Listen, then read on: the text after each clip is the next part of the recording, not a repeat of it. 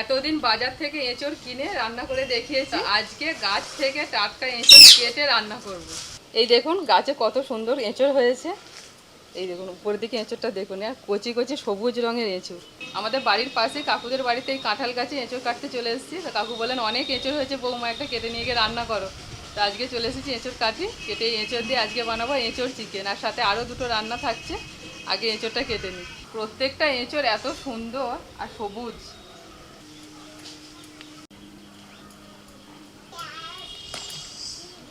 এঁচড় কাটার সাথে সাথে কীরকম আটা বেরোতে শুরু করেছে দেখুন। এই আটাটাকে একটু ঝরিয়ে নিতে হবে, যতটা সম্ভব ঝরিয়ে নেওয়া যায়।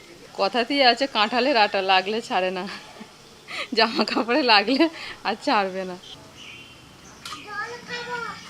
গাছের টাটকা তাজা এঁচড় কাটা হয়ে গেছে, এবার সোজা চলে যাবো রান্নাঘরে। চলো জল খাবে, চলো বাড়তি কোথায় কাটলে বলছে, ওই তো কার্তিকদের বাড়ি থেকে। আরো কাটিয়ে তো বারো অনেক কুচিতে মহিজে উঠেছিল, অনেক এঁচড় হয়েছে। একদম কচি, যেমন সবুজ তেমন কচি।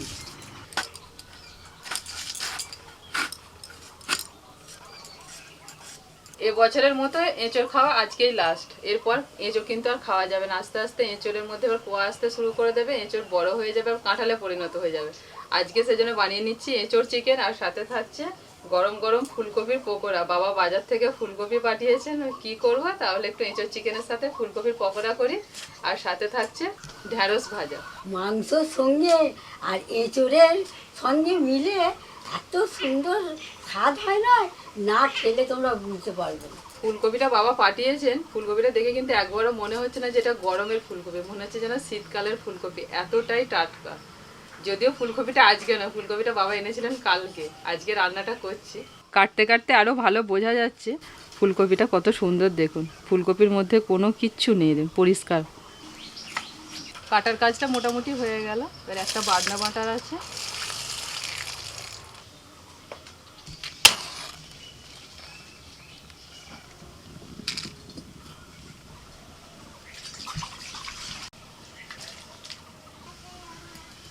কড়াইতে অল্প জল দিয়ে ওর মধ্যে ফুলকপি দিয়ে দিচ্ছি একটু লবণ আর হলুদ। হালকা করে ফুলকপিটা একটু ভাপিয়ে নেব।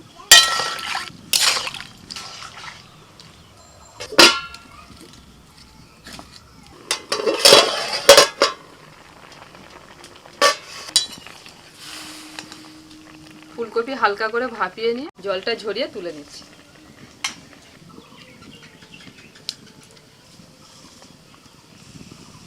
ওই জলের মধ্যে আরেকটু জল দিয়ে দিয়েছি, আর একটুখানি লবণ দিচ্ছি, আর একটু হলুদ গুঁড়ো। এঁচড় সিদ্ধ করতে দিয়ে দিচ্ছি। এঁচড়গুলো খুব তাড়াতাড়ির মধ্যে সিদ্ধ করতে গেলে একটু প্রেসার কুকার ব্যবহার করতে পারেন। সিদ্ধ হোক, কিছু জোগাড়ের কাজ বাকি আছে, সেটা করে নিই।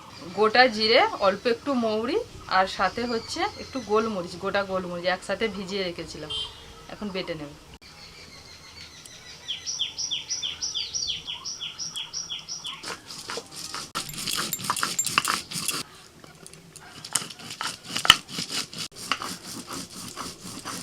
বাটা হয়ে গেল, একটাই বাটনা ছিল। এবার দেখি এঁচড়টা কতটা সিদ্ধ হলো।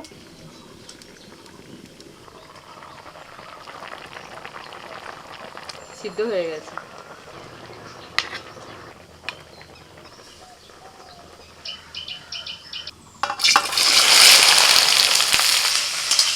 প্রথমে ঢ্যাঁড়সটা ভেজে নিই, তারপরে তো এঁচড় চিকেনটা করবো।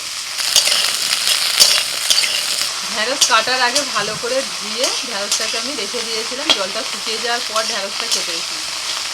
ঢ্যাঁড়স কাটার পর কিন্তু মোটেই ধোয়া যাবে না, কারণ ঢ্যাঁড়সের মধ্যে থেকে একটা হরহরে জিনিস বেরোয়, তাহলে ঢ্যাঁড়সটা ভালোভাবে ভাজা হবে না। ওটা বেরোতে থাকলে মোটেই ভাজা যাবে না। দু একবার ঢাকা দিয়ে দিয়েছিলাম, এবার ঢাকাটা খুলে দিয়েছি। দিয়ে দিচ্ছি লবণ, দিয়ে দিচ্ছি 3টে কাঁচা লঙ্কা, আর একটু পেঁয়াজ কুচি।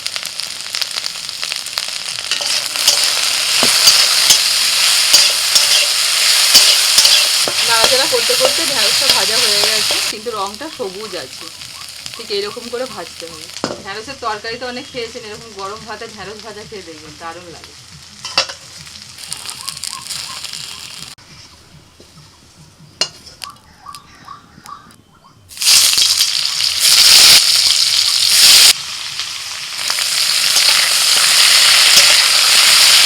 এঁচোড় চিকেনটা করব, তো প্রথমে এঁচোড়টা একটু তেলের মধ্যে ভেজে নিচ্ছি, সিদ্ধ করা এঁচোড়টা। এঁচোড় ভাজা হয়ে গেছে, তুলে দিচ্ছি। চিকেন ভালো করে ধুয়ে জল ঝরাতে রেখে দিয়েছিলাম, এখন তেলের মধ্যে দিয়ে দিচ্ছি।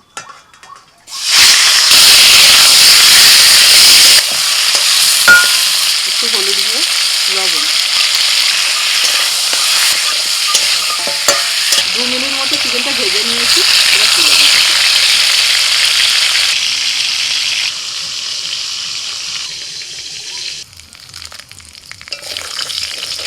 তেলের মধ্যে ফোড়নে শুকনো লঙ্কা, তেজপাতা, এলাচ, দারচিনি আর লবঙ্গ দিয়ে দিয়েছি।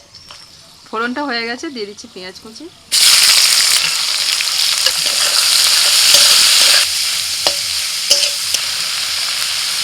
পেঁয়াজের মধ্যে লবণ দিয়ে দিয়েছি, পেঁয়াজটা তাড়াতাড়ি নরম হয়ে যাবে, তাড়াতাড়ি ভাজাও হয়ে যাবে। পেঁয়াজ ভাজা হয়ে গেছে, দিয়ে দিচ্ছি আদা, রসুন, কাঁচা লঙ্কা বাটা। 1 কেজি চিকেন আছে আর 1 কেজি এঁচোড় আছে, সব মিলিয়ে আমি 4 চামচ আদা রসুন বাটা দিয়েছি। এবার বাটা মশলাটা দিয়ে দিচ্ছি।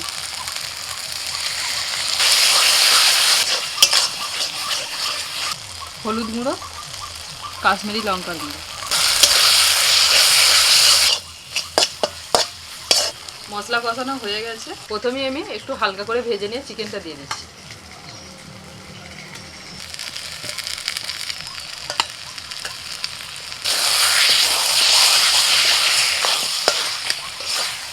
এবার চিকেনটা কিছুক্ষণ কষাতে থাকবো মশলার সাথে, 5 মিনিট ঢাকা দিচ্ছি।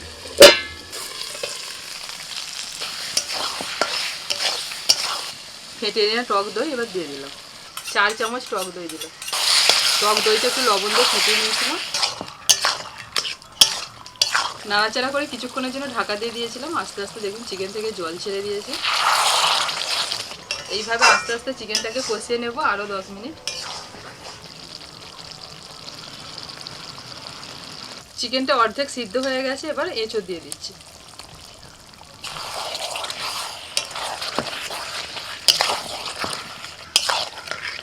এবার চিকেনের সাথে এঁচোড়টাকে মিনিট 5 কষিয়ে নেব। এঁচোড় আর চিকেন ভালো করে কষানো হয়ে গেছে, এবার একটু জল দিয়ে দেব।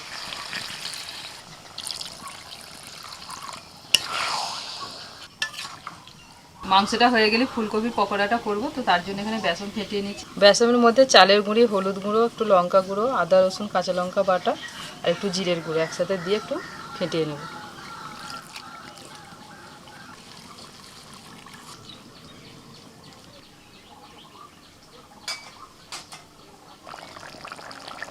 বেসন ফাটাতে ফাটাতে এদিকে এঁচোড় চিকেনটা হয়ে গেছে, নামানোর আগে দিয়ে দিচ্ছি একটু কসুরি মেথি।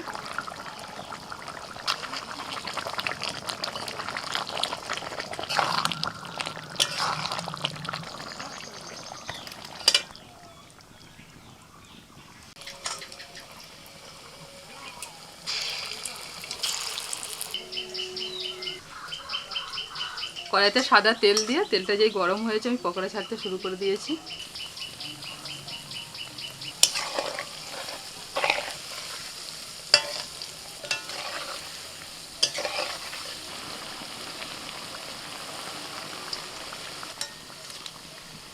দেখুন কত সুন্দর কালার চলে এসছে, এবার তুলে নিচ্ছি।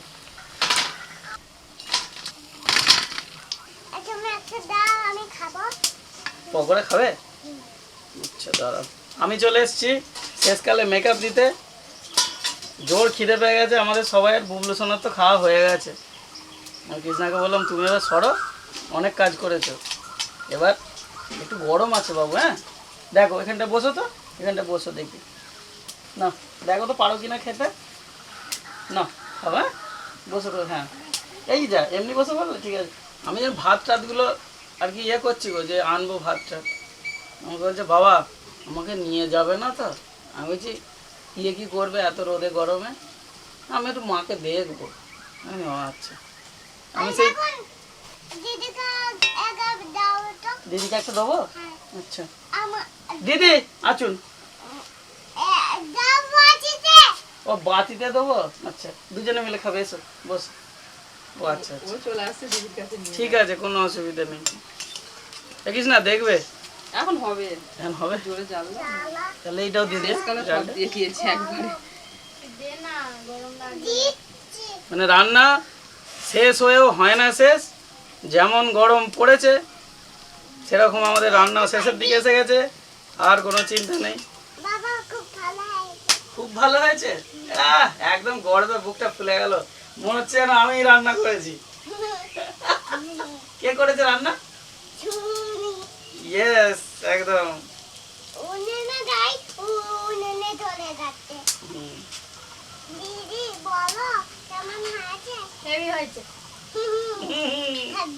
ওই জন্যই বেটা আসবো আসবো করছিল জানো। ও বাড়িতে থাকলে এখানে আসবেই, ওকে কেউ আটকাতে পারবে না। স্কুল চলে গেলে একটা ব্যাপার, তোমার কথা শুনবেই না। বাবা দিদিকে কত আদর করে দিচ্ছে গো। মেয়েদের সাথে বকতে বকতে এদিকে পকোড়া পুড়িয়ে ফেলছে। কিছু হয়ে গেছে, কিছু হয়নি, কিছু হয়নি, জন্য একটা একটা করে দেখে দেখে তুলে নিচ্ছি তো। আর শুধু শুধু বসে নাম কিনলে আর কি হবে, পকোড়া তো পুড়ে যাবে। জালটা জোরে দিয়ে ফেলেছে। হ্যাঁ হ্যাঁ, অত সোজা দেখে মনে হয় করে ফেলবো করে ফেলবো। ওই আমার চিকেন মটনই ঠিক আছে, জ্বলবেও না পুড়বেও না।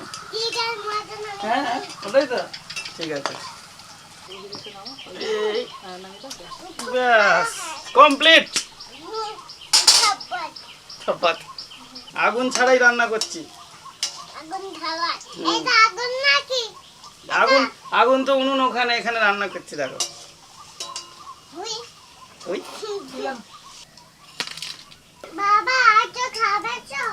হ্যাঁ, খাবো খাবো, যাচ্ছি। বলো, তুমি ওই ভাতটা শেষ করো, আবার আমি দেবো, ঠিক আছে? বুবলু দেই ভাত খেয়ে এলো। আমি জানি তো। দুজনকে একসঙ্গে দিয়েছি তো। মাগো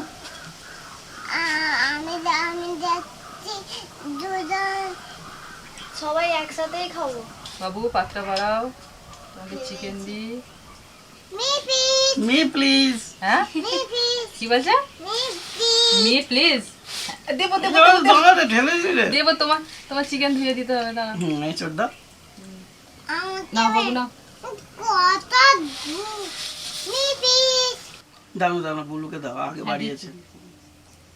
ধুয়ে ব্যাটা নালে মি প্লিজ। ও হ্যাঁ, ওকে ধুয়ে ওকে দিতে ধুয়ে দিতে হবে তো। বাবাকে দিয়ে দিয়ে তোমায় ধুয়ে দিচ্ছি বাবা। আগে পকোড়া খা। Me please, me please. বাটি আনতে বলেছিলাম, বাবা বাটি আনতে ভুলে গেছে। ও নাও না আবার বাটি। এই তো ধুই ধুই ধুই ধুয়ে দিচ্ছে বাবা, ধুয়ে দিচ্ছে।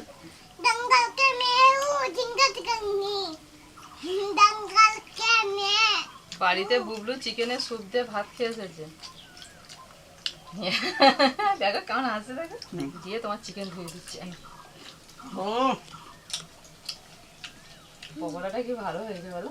ও লাস্টে যেগুলো ভাজলে এগুলো সেগুলো নাকি? হুম, তোর মা এসব জানে নাকি ভাজতে?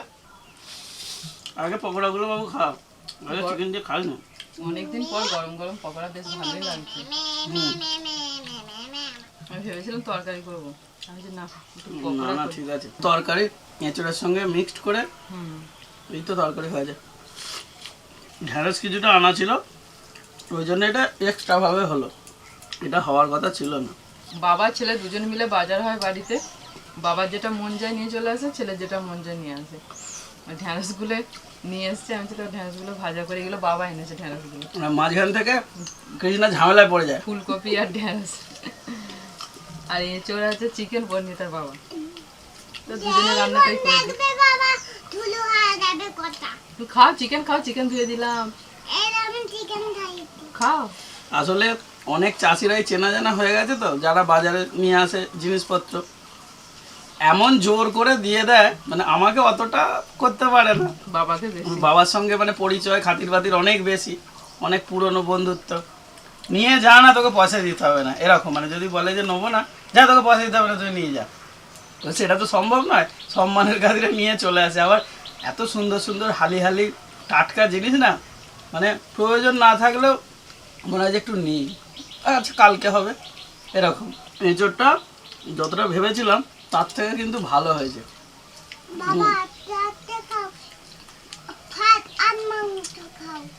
আচ্ছা আস্তে আস্তে খাও। আমি তো আস্তে আস্তে খাচ্ছি, পাঁচতলা পর্যন্ত শোনা যাবে তোমার পকোড়ার আওয়াজ।